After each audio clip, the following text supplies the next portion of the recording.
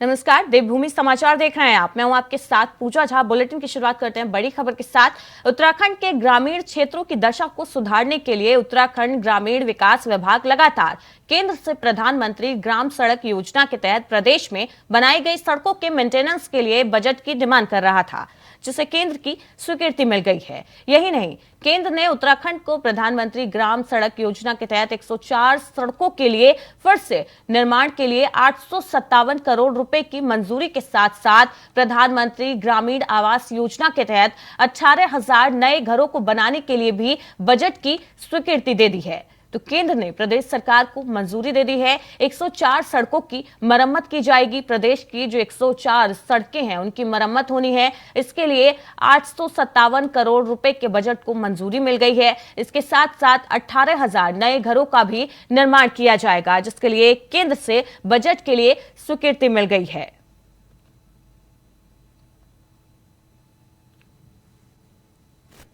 और अभी तक हमारे जो 521 मार्ग थे उनमें से 478 मार्गों को हमने पीडब्ल्यूडी को हस्तांतरित कर दिया है, जिसकी लंबाई 3200 किलोमीटर है। और जो हमारे 61 पुल थे उनमें से 32 सेतु हमने पीडब्ल्यूडी को हस्तांतरित कर दिए हैं और शेष की प्रक्रिया गतिमान है।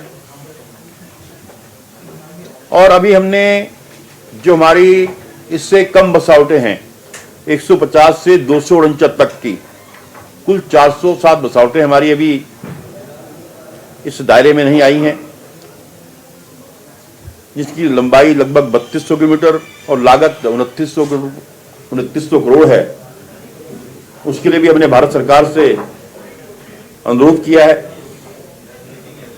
मार्च 2024 तक पीएमजीएसवाई 1 और पीएमजीएसवाई 2 के सभी कार्य जो हैं पूर्ण करने के लिए हमने जो समय का मैंने अनुरोध किया। इस बीच एक और बड़ी अपडेट आपको दे रहे हैं। चमोली से बड़ी खबर मिल रही है। जिला पंचायत उपाध्यक्ष लक्ष्मण रावत ने इस्तीफा दे दिया है। कांग्रेस के प्रदेश उपाध्यक्ष मथुरा दत्त जोशी को अपना इस्तीफा सौंपा है। उन्होंने जिला पंचायत के उपाध्यक्ष लक्ष्मण ने अपना इस्तीफा मथुरा दत्त जोशी को सौंपा है। कांग्रेस पार्टी के सभी दायित्व से इस्तीफा दे दिया है। पार्टी के ही सदस्यों ने अविश्वास प्रस्ताव पेश किया था, जिसके बाद अब उन्होंने इस्तीफा दे दिया है। सभी पदों से जिला पंचायत उपाध्यक्ष लक्ष्मण रावत ने इस्तीफा दे दिया है। कांग्रेस के प्रदेश उपाध्यक्ष मथुरा दत्त जोशी को इस्तीफा सौंपा है। उन्होंने कांग्रेस पार्टी के सभी दायित्वों से इस्तीफा दे दिया गया है। पार्टी के ही सदस्यों ने अविश्वास प्रस्ताव पेश किया था, जिसके बाद अब उन्होंने पार्टी के सभी दायित्वों से इस्तीफा दे दिया है। बड़ी अपडेट आपको दे रहे हैं। कांग्रेस के प्रदेश उपाध्यक्ष ने इस्तीफा दे दिया है। जिला पंचायत के उपाध्यक्ष हैं लक्ष्मण रावत, जो अब पूर्व हो चुके हैं, इस्तीफा दे दिया है। उन्होंने पार्टी को मथुरा दत्त जोशी को उन्होंने अपना इस्तीफा सौंपा है। कांग्रेस पार्टी के सभी दायित्वों से उन्होंने इस्तीफा दे दिया है। पार्टी के ही सदस्यों ने कुछ समय पहले अविश्वास प्रस्ताव पेश किया था उनके खिलाफ, जिसके बाद अब उन्होंने सभी पदों से इस्तीफा दे दिया है।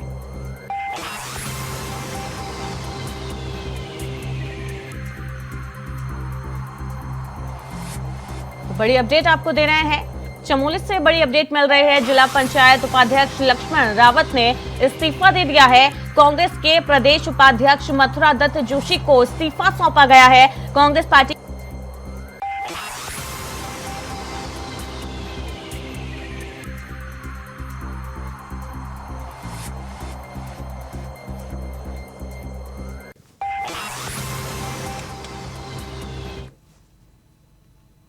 इन दिनों हर कोई होली के उल्लास में रंगा हुआ नजर आ रहा है। जहां देखो होली मिलन कार्यक्रम। धर्म नगरी हरिद्वार में भी इसी तरीके के कार्यक्रम हो रहे हैं। इसी दौरान हरिद्वार के होटल क्लासिक रेजिडेंसी में फूलों की होली का आयोजन किया गया। कार्यक्रम के दौरान संत, समाज सेवी, राजनेता, सभी वर्ग के लोग मौजूद रहे। सभी एक मंच पर साथ में नजर आए। जमकर सबने फूलों की होली खेली। इस दौरान मुख्य अतिथि के तौर पर पूर्व मुख्यमंत्री हरीश रावत और अखाड़ा परिषद अध्यक्ष श्री महेंद्र रविंद्रपुरी को बुलाया गया था। ऐसा पहली बार देखने को मिला कि एक मंच पर आकर संत हो या नेता, दोनों ने ही मिलकर फूलों की होली खेली। इतना ही नहीं, अखाड़ा परिषद के अध्यक्ष श्रीमंत रविंद्रपुरी के साथ पूर्व मुख्यमंत्री हरीश रावत ने भी जमकर ठुमके लगाए। तस्वीरें आपको दिखा रहे हैं, हरिद्वार धर्मनगरी की ये तस्वीरें हैं जहां पर नेता हो, संत हो, सभी एक मंच पर नजर आए। सभी ने साथ में मिलकर फूलों की होली खेली।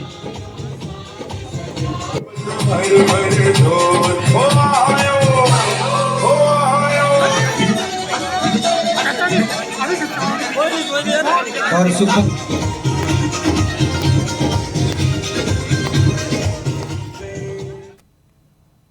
एक और बड़ी अपडेट आपको दे रहे हैं। पूर्व सीएम त्रिवेंद्र सिंह आवास पर होली मनाई गई। बड़ी संख्या में होली की बधाई देने के लिए बीजेपी नेता उनके आवास पर पहुंचे। होली मिलन समारोह रखा गया था, होली मनाई गई। यहां पर बड़ी संख्या में होली की बधाई देने के लिए बीजेपी नेता उनके आवास पर पहुंचे। अपने निजी आवास पर उन्होंने होली मिलन कार्यक्रम रखा था, जिसमें सभी बीजेपी नेता उनको होली की बधाई देने पहुंचे। तस्वीरें आपको दिखा रहे हैं। पूर्व सीएम त्रिवेंद्र सिंह रावत के आवास पर होली मनाई गई है। होली मिलन कार्यक्रम उन्होंने रखा था। सभी जो बीजेपी के नेता हैं उनको आमंत्रित किया गया था। सभी बधाई देने के लिए उनके आवास पर पहुंचे।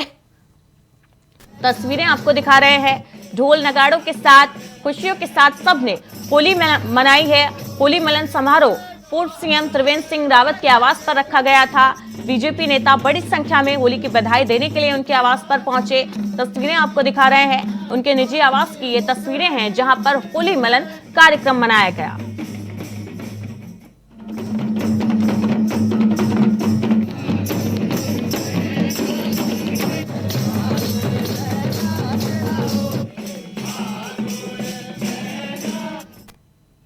वहीं बीजेपी प्रदेश अध्यक्ष महेंद्र भट्ट ने अपने आवास पर होली मिलन कार्यक्रम आयोजित किया जिसमें बीजेपी के विधायक, संगठन के वरिष्ठ पदाधिकारी और सरकार के मंत्री शामिल हुए।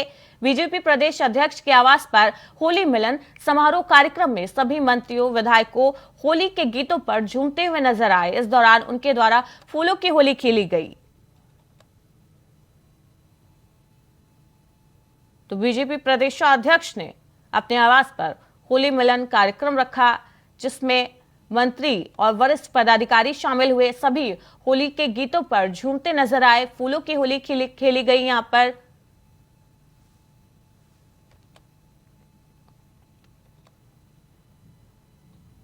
इस दौरान उत्तराखंड वासियों को होली की शुभकामनाएं देते हुए बीजेपी प्रदेश अध्यक्ष महेंद्र भट्ट ने कहा, राज्य सरकार लगातार जनहित के लिए काम कर रही है। बीजेपी का प्रदेश संगठन लगातार सरकार की योजनाओं को आम जनता तक पहुंचाने के लिए काम कर रहा है।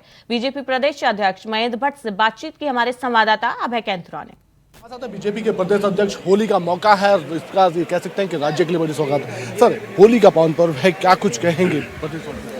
देखिए, होली रंगों का त्यौहार है और प्रेम का त्यौहार है। स्वाभाविक रूप से हर वर्ष होली अनेकों रंगों में हम लोग मनाते जाए हैं। उत्तराखंड देवभूमि है, यहाँ तो हर जगह अलग अलग फूल खिलते हैं, हर प्रकार के रंग हैं। मैं आपके चैनल के माध्यम से राज्य के सभी नागरिकों को होली की हार्दिक बधाई देता हूँ। इस उम्मीद के साथ भविष्य के अंदर ये रंगों का त्यौहार सुख समृद्धि लाए, हमारे अंदर प्रेम का भाव जागृत करे। इस भाव के साथ सबको बहुत बहुत बधाई, शुभकामनाएं। होली के बाद जस्ट फिर गैरसैंण में विधानसभा का सत्र भी है। विपक्ष बहुत सारे सवाल खड़े करता है गैरसैंण को लेकर, क्या कुछ कहें सर? देखिए, आज होली का त्यौहार है और मैं कह सकता हूँ सत्र की अपनी मर्यादाएं हैं। सत्र अच्छा चले, हम सबकी कामनाएं हैं। और गैरसैंण ग्रीष्मकालीन राजधानी है, वहाँ ही सत्र होने जा रहा है। और हमने जैसे माननीय मुख्यमंत्री का मैं ये तो आभार व्यक्त करता हूँ, उन्होंने विधिवत रूप से कहा है जितने भी सत्र अब ग्रीष्मकाल के होंगे सब गैरसैंण में होंगे। ये उत्तराखंड के इस त्यौहार पर ये भी एक हमारे लिए बहुत बड़ी सुखद एक संदेश है। सर, भर्ती परीक्षा वाले जो अभ्यर्थी हैं उनके लिए क्या कुछ आप आश्वासन दें, क्योंकि अभी भी वो आशंकाएं जाहिर कर रहे हैं कि पेपर लीक हो रहे हैं? देखिए, मैंने कहा ना, इस राज्य के अंदर आशंकाओं को जन्म दिया जाता था, आशंका दिखती है। अब पहली बार है कि इस प्रकार के अपराधी जेलों के अंदर है। देश का सबसे सख्त कानून बना है और इसके कारण जो प्रतिभाएं हैं उनके अंदर विश्वास जागृत हुआ है। और मैं कह सकता हूँ पुष्कर धामी जी का ये कानून ये नज़ीर बनेगा और देश के अनेकों राज्य इस कानून को अपनाएंगे। आखिरकार प्रतिभाएं कुंठित नहीं होनी चाहिए, ये संदेश इस कानून के बाद गया है। अध्यक्ष जी, एक आखिरी सवाल, इस बार होली में सभी पार्टी कार्यकर्ताओं को उम्मीद थी कि दायित्व भी मिलेंगे, तो कब तक है? नहीं, होली दहन परसों है और हमने लगभग अपनी तैयारी पूरी की है। सबको निःशुल्क गुजिया मिलेगी। हाँ, बिल्कुल सबको देंगे। बिल्कुल, ये थे बीजेपी के प्रदेश अध्यक्ष महेंद्र भट्ट, जिनका साफ तौर पर कहना है कि गैसेंट सत्र की भी तैयारियां पूरी है। होली पर भी ये कह सकते हैं पूरी तैयारियां, अभी भी दायित्वों को लेकर मना नहीं किया जाता। बीजेपी प्रदेश अध्यक्ष महेंद्र भट्ट ने होली की शुभकामनाएं दी हैं प्रदेशवासियों को। इसके साथ ही आगे बढ़ते हैं। राजधानी देहरादून में मुख्यमंत्री पुष्कर सिंह धामी ने कई क्षेत्रों के प्रतिनिधि समूहों के साथ संवाद किया। प्रदेश की आर्थिकी को सशक्त बनाने जैसे कई मुद्दों पर इस दौरान उन्होंने चर्चा की। तो मुख्यमंत्री पुष्कर सिंह धामी ने आज देहरादून में आयोजित एक कार्यक्रम में कई क्षेत्रों के प्रतिनिधियों के समूहों के साथ संवाद किया और प्रदेश की आर्थिकी को सशक्त बनाने जैसे कई मुद्दों पर इस दौरान चर्चा की गई। रामनगर में 28 से 30 मार्च तक होली और आने वाले G20 बैठक को लेकर प्रदेश सरकार और अधिकारियों ने युद्ध स्तर पर तैयारियां शुरू कर दी है। उत्तराखंड में G20 की बैठक काफी अहम है। उत्तराखंड के लिए गौरव की बात है। बैठक को सफल बनाने के लिए प्रदेश के मुख्य सचिव डॉक्टर SS संधू के अलावा कुमाऊं आयुक्त दीपक रावत और जिलाधिकारी धीराज सिंह गवरियाल बैठक स्थल का निरीक्षण करने, व्यवस्थाएं दुरुस्त करने के निर्देश संबंधित विभाग के अधिकारियों को दे चुके हैं। सबसे पहले मैं आप लोगों को ये भी बताना चाहूँगा, बड़े फख्र का विषय है कि यहाँ पर G20 जैसा सम्मेलन हमारे इस शहर में रामनगर में हो रहा है। इसमें तैयारी के संबंध में ऊपर से भी निर्देश में प्राप्त हो चुके हैं और इसमें अविलंब इसमें कार्य किया जाना है। मुख्यतः सौंदर्यीकरण का है। जो बैराज है काफ़ी पुराने लंबे समय से इसमें पेंटिंग इत्यादि नहीं हुई है, उससे संबंधित कार्य हो रहे हैं और साथ ही साथ इसमें जो सेफ्टी के कुछ नॉर्म्स हैं उसको हम पूरा कर रहे हैं। Thank you. तो बैराज में कैसे काफी भूमि बैराज और बैकग्राउंड मुख्यतः सौंदर्यीकरण से रिलेटेड वर्क होने हैं, जिससे एक प्रोजेक्शन अच्छा जाए और विभाग भी हमारा अच्छा कार्य कर रहा है, ऐसा मैसेज भी जाए। देखिए, जो कलर है अभी किया जा रहा है वो अच्छा है और अभी ये देखना होता है जो आयोजन हो रहा है, आयोजन के दृष्टिकोण से चीज़ें हम देख रहे हैं तो उसमें ये बेस्ट रहे और उसमें इसका योगदान। वहीं सरकारी नौकरियों में उत्तराखंड राज्य आंदोलनकारियों और उनके आश्रितों के लिए 10% 36 आरक्षण की मांग का इंतजार खत्म होने का नाम नहीं ले रहा है।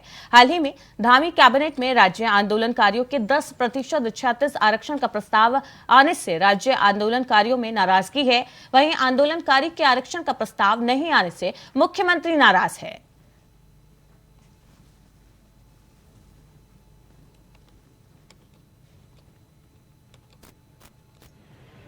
पुष्कर सिंह धामी जी की सरकार प्रथम जो कार्यकाल था और द्वितीय कार्यकाल दोनों में इस गवर्नमेंट ने प्रयास किए। प्रथम कार्यकाल में कैबिनेट ने अपनी संस्तुतियों सहित विधेयक को राजभवन भेज दिया था, लेकिन उस समय क्या हुआ, चुनाव आचार संहिता लग गई। उसके बाद नई सरकार गठन में आ गई, गठित हो गई। फिर नई सरकार ने भी कैबिनेट से विधेयक को राजभवन भेज दिया, लेकिन राजभवन से कुछ आपत्तियां लग गई। जब आपत्तियां लग गई तो उन आपत्तियों के निस्तारण के लिए सरकार ने एक सब कमेटी बना दी आंदोलनकारी आरक्षण को तय करने के लिए। सुबोध उनियाल जी, सौरभ बहुगुणा जी, चंदन रामदास जी और एक और इनकी सदस्यों की एक कमेटी बनी जिसके चेयरमैन सुबोध उनियाल जी थे और उनियाल जी की इस कमेटी ने प्रबल संस्तुति के साथ अपनी पॉजिटिव रिपोर्ट सरकार को प्रेषित कर दी और कहा कि पुनः विधेयक राजभवन भेजा जाए। अब 2 मर्तबा कैबिनेट हो गई उसके बाद, लेकिन जो अभी 2 दिन पहले कैबिनेट निपटी उसमें जब ये विषय नहीं आया तो माननीय सुबोध उनियाल जी और सौरभ बहुगुणा जी ने इस पर नाराजगी व्यक्त करी, मुख्यमंत्री जी ने भी नाराजगी व्यक्त करी और कार्मिक मंत्रालय से जब सवाल पूछा तो कहीं ना कहीं कार्मिक विभाग की लापरवाही रही अधिकारियों की और ये नहीं आ पाया। तो उसके बाद सुबोध उनियाल जी से हमारी वार्ता हुई। सुबोध उनियाल जी ने आश्वस्त किया कि अब जो कैबिनेट होगी होली के बाद उसमें ये विषय 100% आएगा और ये विधेयक जो है वो संस्तुति सहित राजभवन को भेजा जाए। 37 आरक्षण हो, गन्ना किसानों का पूर्व का भुगतान हो, समर्थन मूल्य का मामला हो, ये सब कुछ सरकार की नॉलेज में होता है और ऐसा कैसे हो सकता है कि मुख्यमंत्री चाह लें और उसका प्रस्ताव ना आए? ये संभव है क्या? और अगर ये वाकई में मुख्यमंत्री गंभीर है तो उनको इस्तीफा दे देना चाहिए। अगर उनके कंट्रोल में कैबिनेट के मंत्री नहीं है, उनके चीफ सेक्रेटरी, उनके अनुभाग के अधिकारी अगर उनके कंट्रोल में नहीं है, उनकी नहीं सुन रहे हैं, तो उनको फिर पद में बने रहे। वहीं पूर्व विधायक रणजीत सिंह रावत की तरफ से आयोजित होने वाली सल्ट के होलियारों के बीच रामनगर पहुंचकर होली के कार्यक्रम में कांग्रेस प्रदेश अध्यक्ष करण मेहरा शामिल हुए। इस दौरान मीडिया से रूबरू होते हुए उन्होंने कहा यूकेपीएससी की पेपर में भी गड़बड़ियां हुई हैं। रामनगर पहुंचे थे करण मेहरा, जहां पर होली मिलन कार्यक्रम में वो शामिल हुए। प्रदेशवासियों को उन्होंने होली की शुभकामनाएं दी और इस दौरान उन्होंने यूकेपीएससी को लेकर सरकार पर निशाना साधा और कहा कि यूकेपीएससी के पेपर में भी गड़बड़ियां पाई गई हैं।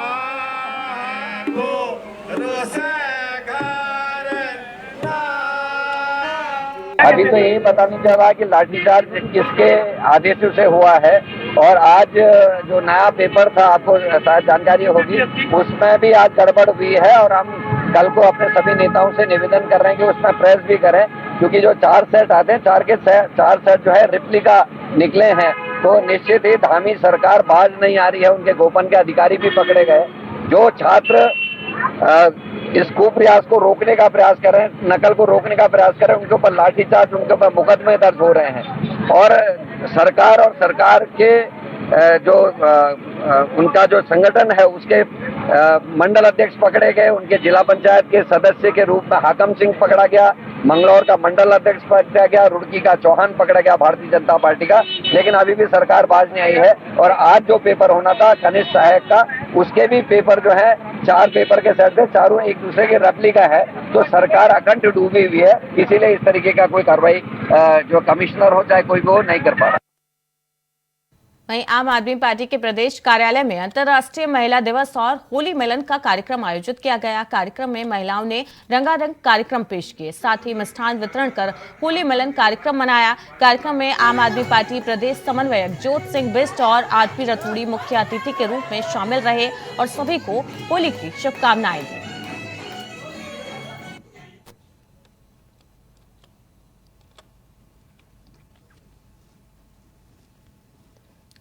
तो अंतर्राष्ट्रीय महिला दिवस और होली मिलन कार्यक्रम आयोजित किया गया आपके कार्यालय पर, जहां पर आम आदमी पार्टी प्रदेश समन्वयक ज्योत सिंह बिष्ट और आरपी रतूड़ी मुख्य अतिथि के रूप में शामिल हुए, इस कार्यक्रम का हिस्सा बने, सभी को होली की शुभकामनाएं दी। बता दें, होली मिलन समारोह आयोजित किया गया आम आदमी पार्टी के प्रदेश कार्यालय पर।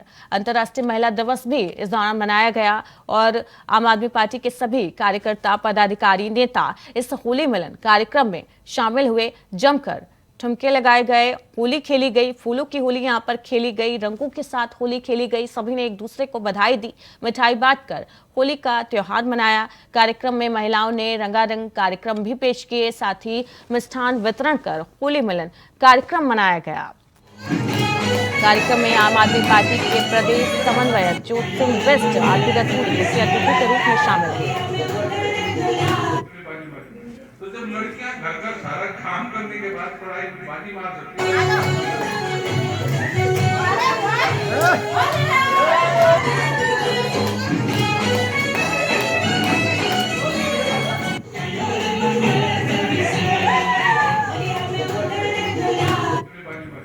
तो जब लड़कियां घर का सारा काम करने के बाद, तो आम आदमी पार्टी के प्रदेश कार्यालय की ये तस्वीरें हैं, जहां पर होली मिलन कार्यक्रम आयोजित किया गया।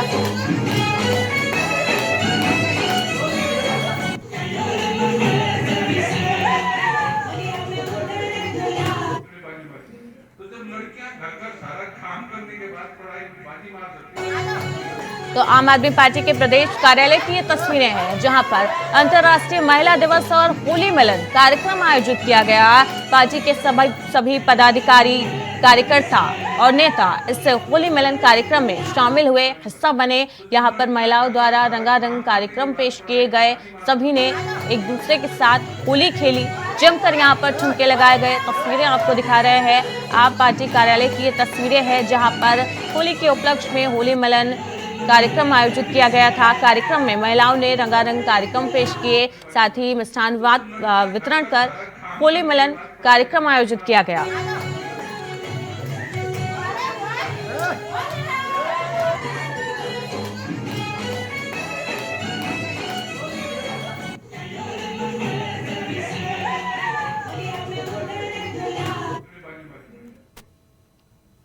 सीधे आपको मुख्यमंत्री पुष्कर सिंह धामी की प्रेस कॉन्फ्रेंस में लिए चलते हैं, जहां पर अंतर्राष्ट्रीय महिला दिवस को वो संबोधित कर रहे हैं। क्या कुछ कह रहे हैं आपको सुनवाते हैं। स्वयं सहायता समूह है, उनके माध्यम से जहां वो स्वयं का रोजगार बना रही हैं, स्वयं का रोजगार खड़ा कर रही हैं, वहीं अनेकों लोगों को भी अपने रोजगार से, उस स्वरोजगार से जोड़ने का काम बहुत सफलतापूर्वक कर रही हैं। पिछले दिनों मैं अल्मोड़ा के हवालबाग में 2 साल से लगातार मैं जा रहा हूं और रेखा जी भी साथ में रहती हैं, और 1 साल में वहां पर मातृशक्ति ने एकदम से उस इनक्यूबेटर्स के माध्यम से जो ऋण लेकर अपना काम कर रहे हैं हमारी मातृशक्ति और बहुत सारे स्टार्टअप के समूह, उन्होंने 1 साल पहले उनकी 6 करोड़ का ऋण टोटल वहां पर जितने भी स्वयं सहायता समूह या स्टार्टअप या अन्य जो कुटीर उद्योग चला रहे हैं, 6 करोड़ का ऋण लिया था 2021 में। और मैं 1 साल बाद जब मैं वहां पर गया तो मुझे आप सबको बताते हुए खुशी हो रही है कि 1 साल के अंदर 3 गुने की वृद्धि करी है और 20 करोड़ से भी ज्यादा ऋण लेकर अपना काम कर रही हैं। और एक जगह पर तो मुझे बहुत ही अच्छा लगा जब उन्होंने हिलांस और हमारा जो हिमाद्री के जो ब्रांड के जरिए वो अपना उत्पाद बाजार में लाती हैं, बाजार में बेचने का काम करती हैं, तो बहुत खुश होकर मेरा हाथ पकड़ के कहने लगी कि चलिए अंदर आइए, अंदर आइए। मैं अंदर गया तो उन्होंने मुझे बहुत सारा जो है अपना पैकेट वगैरह दिया, तो मैंने कहा इतना पैकेट दे रही हैं, लग रहा है बहुत कमाई हो रही है। तो उन्होंने कहा कि हाँ, 1 साल में हमने 27 लाख रुपए कमाए उस पूरे समूह ने। तो ये अनेकों ऐसी सफलता की कहानियां हैं। और अच्छा ये भी लगा मुझे कि जो कोरोना महामारी के दौरान जब ये बहुत सारा उत्पाद बनाया तो वो बिक नहीं पाया, कच्चा सामान जो आया था वो खराब हो रहा था, तो ऐसे समय में हम लोगों ने 119 करोड़ रुपया इन स्वयं सहायता समूह को पैकेज के रूप में, सहायता के रूप में हमने प्रदान किया था। तो बहुत जगह पर उन्होंने हमको बोला कि आप लोगों ने जो हमको 2021 में जो पैकेज दिया था, उस पैकेज के कारण से हमको बहुत आसानी हुई, नहीं तो हमको परेशानी हो जाती। तो जगह जगह पर मैं जहाँ भी स्टॉलों के अंदर जाता हूँ, अभी राष्ट्रपति जी जब आई थी तो राष्ट्रपति जी के सामने भी उन्होंने बोला, देहरादून में दून स्कूल में जो उनका स्टॉल लगा था, बोले कि आप लोगों ने उस समय जो हमारी सहायता करी उसके कारण से हमको बड़ा लाभ हुआ। तो ऐसे आज महिलाओं के पास जो है कौशल की, उद्यम की किसी प्रकार की कोई कमी नहीं है।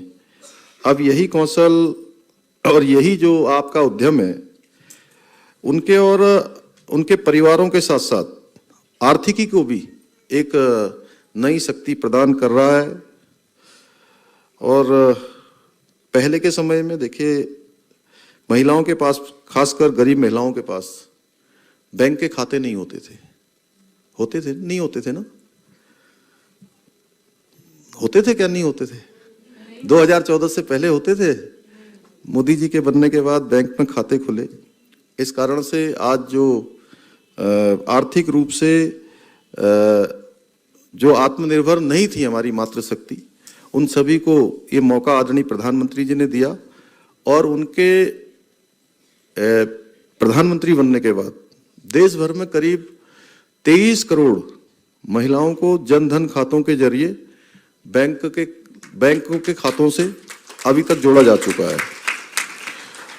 आज प्रधानमंत्री जी के नेतृत्व वाली सरकार ने प्रत्येक क्षेत्र में उनका विशेष फोकस रहा है कि मातृशक्ति आगे आए और उनको बढ़ाने का कार्य लगातार किया जा रहा है। आज चाहे वो वित्तीय समावेश हो, सामाजिक सुरक्षा हो, गुणवत्तापूर्ण स्वास्थ्य सेवा से लेकर आवास, शिक्षा, उद्यमिता तक हमारी नारी शक्ति जो भारत की विकास यात्रा में सबसे आगे रखने के लिए कई प्रयास किए गए हैं। ये प्रयास आने वाले समय में और भी अधिक उत्साह के साथ माननीय प्रधानमंत्री जी का जो नया बजट आया है, इस वर्ष का आम बजट, उस बजट में भी मातृशक्ति को हमेशा प्रमुख स्थान देकर उनको आगे बढ़ाने का प्रावधान इस आम बजट में भी किया गया है। आज उज्ज्वला योजना, हर घर नल से जल, शौचालयों का निर्माण, ये सभी कार्य इसके उदाहरण हैं। बेटी बचाओ बेटी पढ़ाओ, इस प्रकार से चाहे आज कोई क्षेत्र हो। तो अंतर्राष्ट्रीय महिला दिवस को मुख्यमंत्री पुष्कर सिंह धामी संबोधित कर रहे थे और बताया किस तरीके से बीजेपी सरकार में गरीब महिलाओं को आर्थिक रूप से सशक्त करने का काम किया गया। बुलेटिन में फिलहाल इतना ही। लगातार खबरों के लिए देखते रहिए इंडिया वॉइस।